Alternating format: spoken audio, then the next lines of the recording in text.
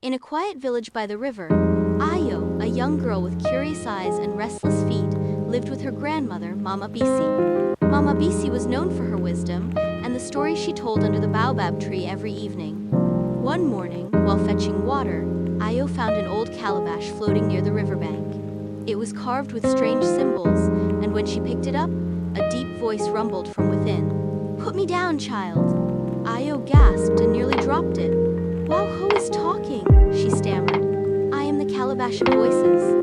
Long ago, I belonged to the great storyteller of this land, but I was lost in the river. Now, I must tell my stories again." Excited, Ayo carried the calabash home. That evening, when the villagers gathered, she placed it before them. As soon as she tapped it lightly, the calabash began to speak, telling tales of warriors, tricksters, and lost kingdoms. The villagers listened, wide-eyed, as the voice echoed through the night, but Mama Bisi watched quietly. The next morning she took Ayo aside. "My child, stories are gifts, but they are also responsibilities. If you depend too much on the calabash, you will forget to find your own voice." Ayo frowned. "But Mama, the calabash tells stories better than I ever could." Mama Bisi smiled and handed Ayo a small drum. "Then let us see. Tonight, the calabash will tell one story, and you will tell another. Let the village decide which one they love more." That evening, the calabash spoke first, weaving a tale of a brave princess who rescued her kingdom from a fearsome dragon. The villagers were captivated. Then, it was Ayo's turn.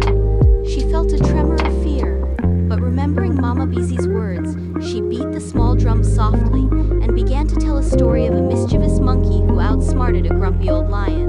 Her voice was hesitant at first, but as she continued, her confidence grew. She described the monkey's antics with such vivid detail and humor that the villagers laughed and cheered. When she finished, a hush fell over the crowd, followed by a burst of applause. Even the calabash seemed to listen intently. Mama Bisi smiled, her eyes filled with pride.